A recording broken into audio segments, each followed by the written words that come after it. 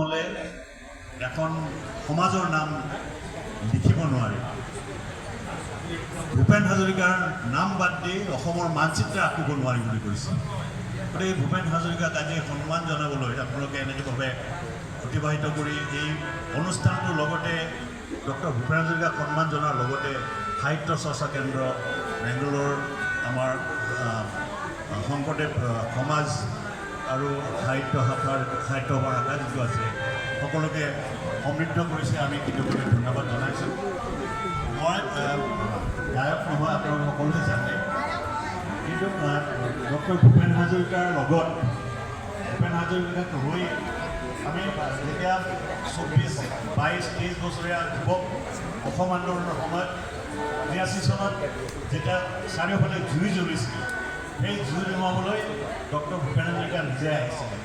লগত আছিল বীৰেন্দ্ৰ কুমাৰ ভট্টাচাৰ্যী, লুখহীৰা বাইদেউ আছিলে, ৰিমপঢ়া বাইদেউ আছিলে, মছফিয়া আহমেদ বাইদেউ, প্ৰণৱ বৰা আছিলে তেজপুৰৰ পৰা, আমাৰ প্ৰসেনজিৎ ব্ৰহ্ম আহিছিলে। এই সকলোৱে মিলি সমগ্ৰ অসম যেতিয়া ভ্ৰমণ কৰিছিলে, দায়িত্বত আমি দুজন আছিলোঁ, মই আৰু আমাৰ দেৱ বৰা।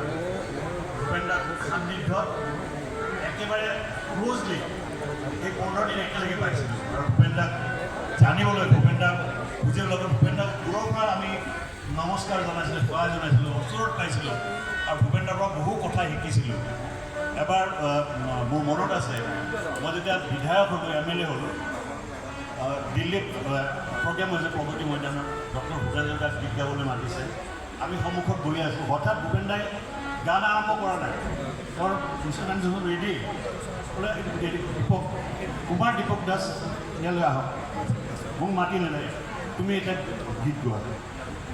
ভূপেন হাজৰিকাৰ আগত গীত গোৱা, ভূপেন হাজৰিকাৰ সন্মুখত থিয় হৈ আছে, কাষত কোনো শিল্পীক যাতে ডক্টৰ ভূপেন হাজৰিকাই ইমান মৰম কৰা নাই, তেওঁৰ ভাতৃকো ইমান মৰম কৰা নাই যে কাষত থিয় হৈ আধা ঘণ্টা, মোটামুটি আধা ঘণ্টা থিয় হৈ আছে, কাৰণ ইনষ্ট্ৰুমেণ্ট ঠিক কৰাইছে, কিবা কৰাইছে। মোক গান আৰম্ভ কৰোঁতে আকৌ কৈছে, ৰ'বা তুমি এইটো বঢ়াই লোৱাচোন। মানে সামগ্ৰিকভাৱে গোটেই তেওঁ থিয় হৈ, মই আটাইতকৈ মানে আপোনালোকৰ ফটো হেৰাইছে, ভিডিঅ'টো মানে সেই ভিডিঅ'টো আকৌ পুলক গগৈ আপোনালোকে জানে, পুলক গগৈ ভিডিঅ'টো কৰি আছিলে খবৰ কৰি। সেই ভিডিঅ'টো মোক বিয়া সময়ত পুলক দাই উপহাৰ দিছিলে। ভূপেন দাই কৈছিলে যে লেট আছ চি হাউ এনালাইছি, মই মাতি গান গাব দিলে, ভূপেন দাৰ গান শিকিছিলোঁ।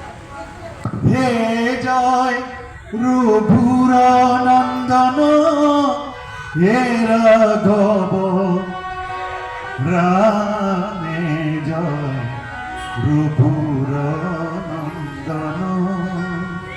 ভূপেন দাৰ গীতটোৰ কথা কৈছিলে যে মহাত্মা গান্ধী আহিলে দ্বিতীয়বাৰ যেতিয়া আহে, ভূপেন দাক মানে ক'লে যে বৰগীত চলিব কৈছে হেৰিয়ে, আকাশবাণী গুৱাহাটী কেন্দ্ৰৰ পুৰুষোত্তম ৰাজ আছিলে, ভূপেন দাক মাতি আনিলে।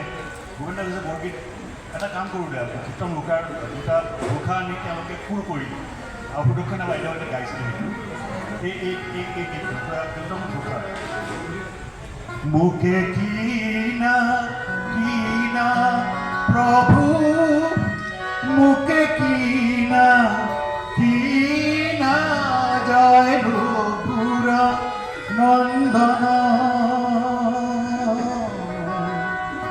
আনধন নলাগয় নাম ধন বিনা জয় রঘুর নন্দন হে রাঘব রামে জয় রঘুর নন্দন। কিন্তু বৰগীত নহয়, নিৰ্মল বাইদেৱে মাজত আৰ্টিকেল লিখিছে, বহুতে গায়, এইটো গায়, বহুতে কয় বৰগীত বুলি, কিন্তু বৰগীত নহয়, ঘোষাই। যে নহওক, ভূপেন দাৰ সান্নিধ্যত আমি বহু কথা শিকিছিলোঁ। ভূপেন দাৰ সান্নিধ্যত আমি সংগ্ৰাম কৰিব শিকিছোঁ, জাতিটোক ভাল পাব শিকিছোঁ আৰু সমাজখনক ভাল পাব শিকিছোঁ। অসমৰ সংস্কৃতিক বিশ্ব দৰবাৰত প্ৰতিষ্ঠা কৰাৰ ক্ষেত্ৰত, অসমৰ লোক সংস্কৃতিক প্ৰতিষ্ঠা কৰাৰ ক্ষেত্ৰত ভূপেন দাৰ যিমান অৱদান, অসমৰ কোনো শিল্পীৰ সেই অৱদান নাই।